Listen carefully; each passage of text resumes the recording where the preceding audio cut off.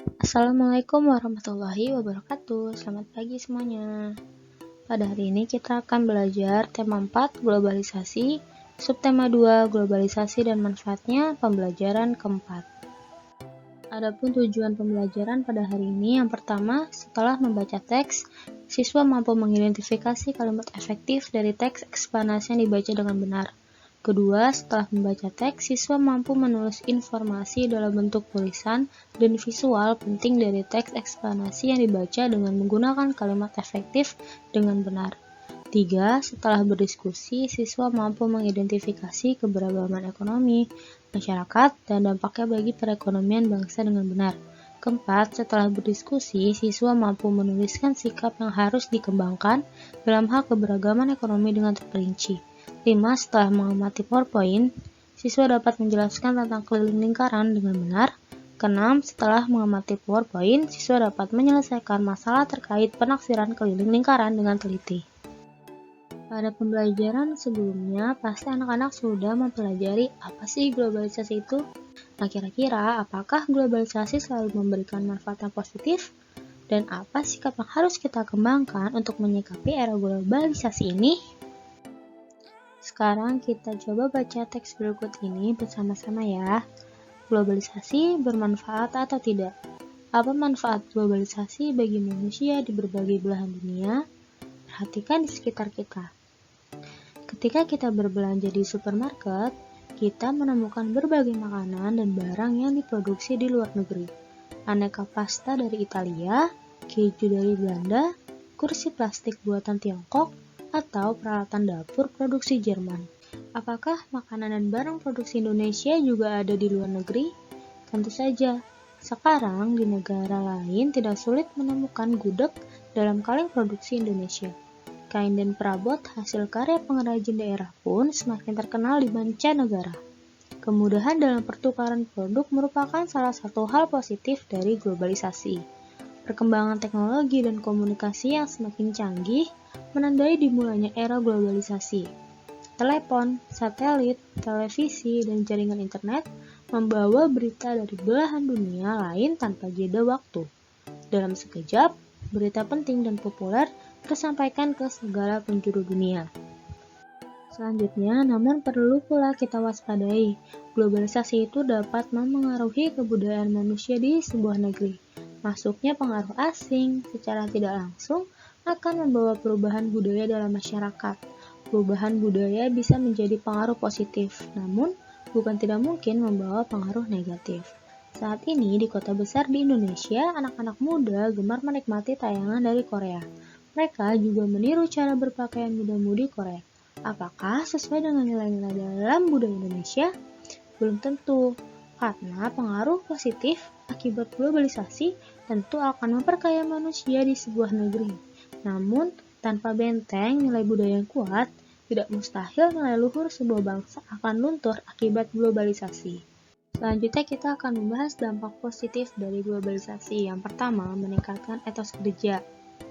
Jadi, di era globalisasi ini, setiap individu itu dituntut untuk selalu meningkatkan potensi yang ada pada diri mereka dengan cara bekerja keras. Lalu, yang kedua, dapat memperoleh modal yang lebih banyak dan teknologi yang lebih canggih. Seperti sekarang, di era globalisasi ini, manusia menciptakan mobil yang berbahan bakar listrik, yaitu mobil Tesla, dan mobil ini juga sudah masuk ke Indonesia. Yang ketiga, tingkat kehidupan yang lebih baik. Mengapa? Karena di era globalisasi ini lapangan pekerjaan itu lebih banyak. Lalu yang keempat, meluaskan pasar untuk produk dalam negeri.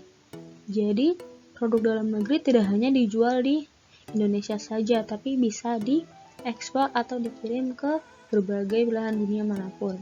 Lalu yang kelima, cepat dalam berpergian atau mobilitas tinggi. Selanjutnya, apa saja dampak negatif dari globalisasi? Yang pertama, makin mudahnya nilai-nilai barat masuk ke Indonesia. Kedua, makin lunturnya semangat gotong royong. Ketiga, maraknya penyelundupan barang ke Indonesia. Penyelundupan barangnya ini biasanya masuk ke Indonesia itu secara ilegal. Contoh barangnya itu seperti handphone, bisa satwa liar, atau obat-obatan terlarang. Nah, mengapa menjadi dampak negatif? Karena dapat merugikan bangsa Indonesia. Seperti di beberapa waktu lalu, negara mengalami kerugian kurang lebih 200 miliar karena ada penyelundupan barang. Lalu keempat, terjadi kerusakan lingkungan dan polusi limbah industri. Ini dikarenakan di era globalisasi ini semakin banyaknya muncul pabrik-pabrik. Lalu, terjadi sikap mementingkan diri sendiri atau individualisme. Lalu, mengapa globalisasi dapat memengaruhi budaya bangsa? Itu dikarenakan era keterbukaan dan kebebasan itu juga menimbulkan pengaruh negatif yang akan merusak budaya bangsa. Kuatnya keinginan untuk meniru budaya bangsa lain membuat budaya sendiri suatu bangsa bisa berubah, bahkan dapat dilupakan jika tidak memiliki benteng yang kuat. Lalu, mengapa globalisasi menjadi tantangan tersendiri untuk kita? Karena globalisasi dapat memperdaya kita jika tidak memiliki benteng untuk menghindari pengaruh negatifnya. Apa yang harus kita lakukan untuk menghadapi era globalisasi? Yang harus kita lakukan adalah menyikapi dengan arif dan positive thinking karena globalisasi dan modernisasi sangat diperlukan dan bermanfaat bagi kemajuan.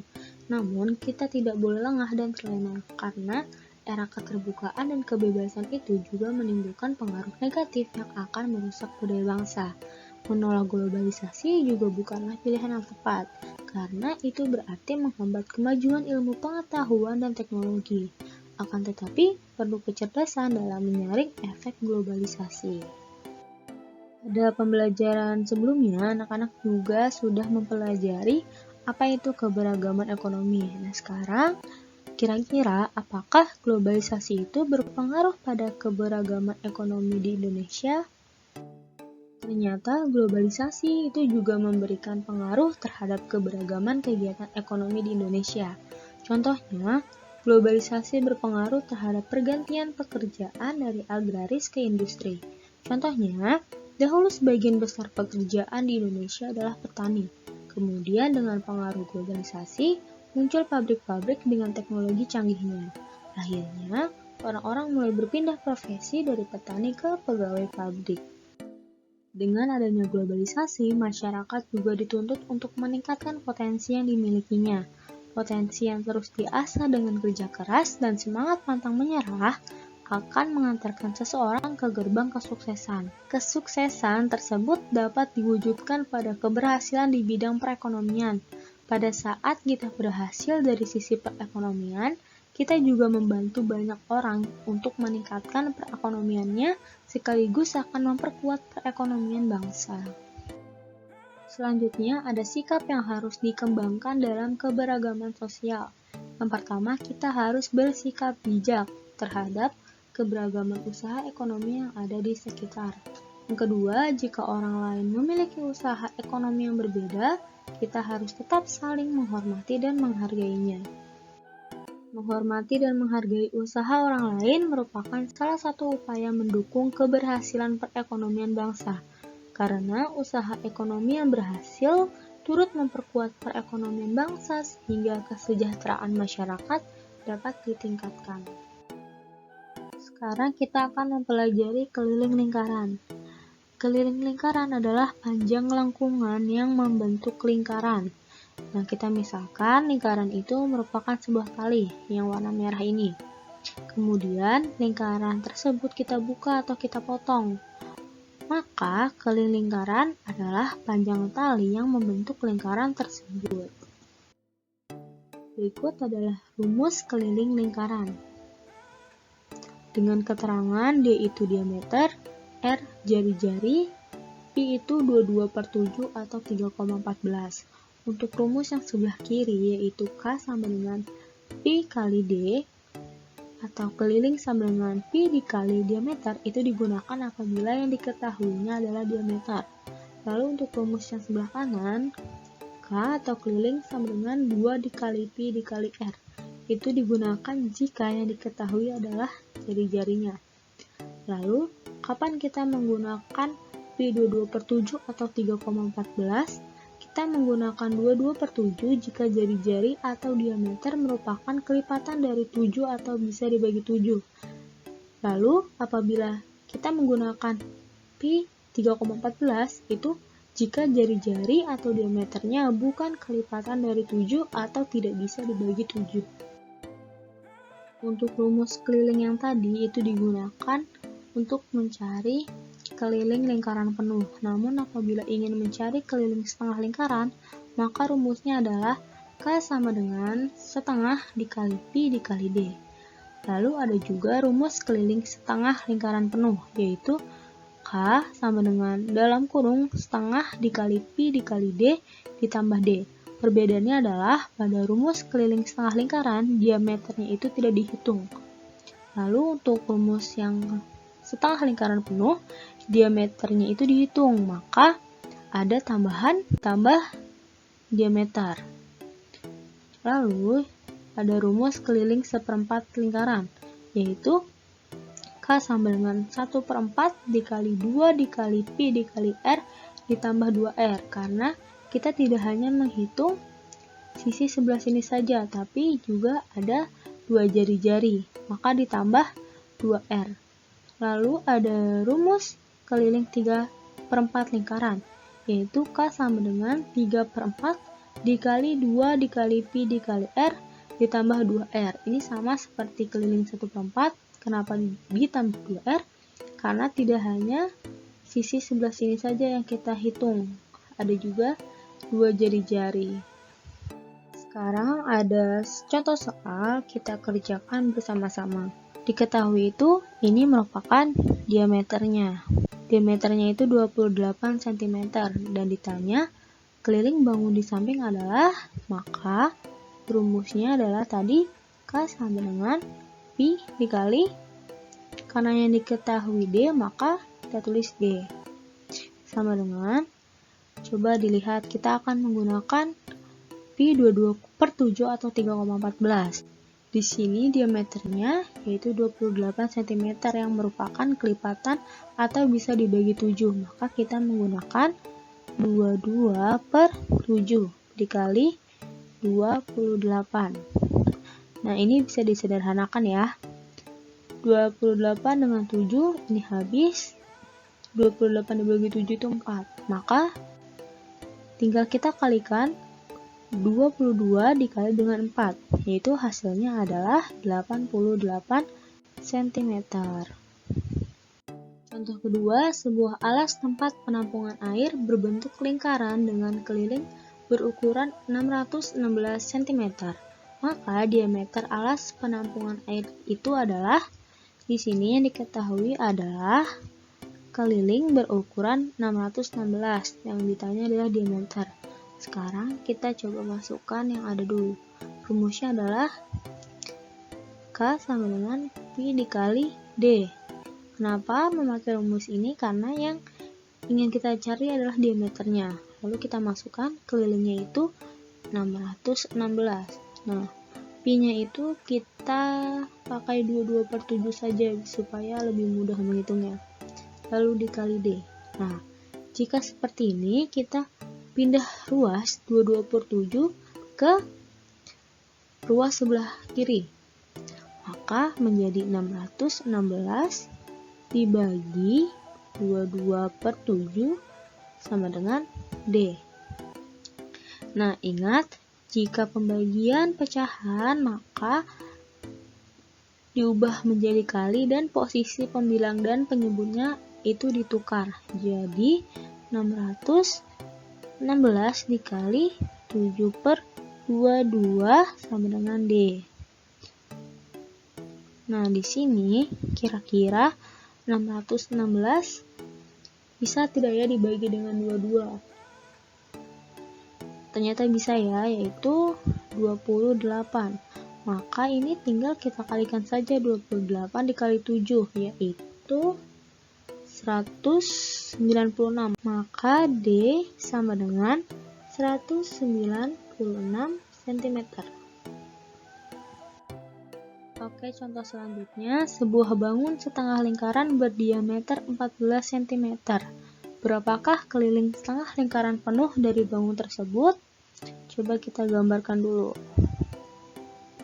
Nah, ini merupakan setengah lingkaran penuh dengan diameter 14 cm. Nah, rumusnya adalah K sama dengan buka kurung setengah dikali pi dikali D. Jangan lupa ditambah dengan diameter karena sisi diameter ini juga harus kita hitung karena merupakan setengah lingkaran penuh. Lalu kita masukkan setengah dikali pi-nya itu kita gunakan 22/7 karena diameternya 14 merupakan kelipatan 7 dikali 14 tutup kurung ditambah 14. Nah, ini coba kita sederhanakan yang ada di dalam kurung. Ini 2 dengan 22 bisa kita sederhanakan. 22 dibagi 2 itu 11. 2 ini habis atau 1. Lalu 7 dengan 14. Ini bisa kita sederhanakan. 14 dibagi 7 itu 2. Jadi yang di dalam kurung itu adalah tinggal 1 dikali 11 dikali 2, yaitu 22 ditambah 14. Hasilnya adalah 36 cm.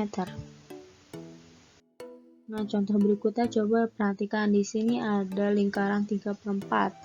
Nah, kita akan mencari keliling bangun di samping. Rumusnya adalah K sama dengan buka kurung 3/4 dikali 2 dikali pi dikali R. Jangan lupa ditambah 2R. Nah, sama dengan kita kerjakan di dalam kurung terlebih dahulu. 3/4 dikali 2 dikali 22/7 karena jari-jarinya merupakan kelipatan 7 dikali 14. Tutup kurung ditambah 2 dikali 14. Nah, kita kerjakan yang di dalam kurung terlebih dahulu. Ini bisa kita coret. Ini jadi 1, ini jadi 2. Lalu ini juga bisa kita coret. 2 ini dengan 22 jadi 11. 7 juga bisa kita coret. 14 dibagi 7 itu 2. Lalu kita kerjakan, maka tinggal 3 dikali 1 3. 3 dikali 11 itu 33, dan 33 dikali 2 adalah 66. Ditambah 14 dikali 2 adalah 28. Maka kelilingnya adalah 94 cm. Contoh yang terakhir, di sini ada 1/4 lingkaran dengan jari-jari 28 cm.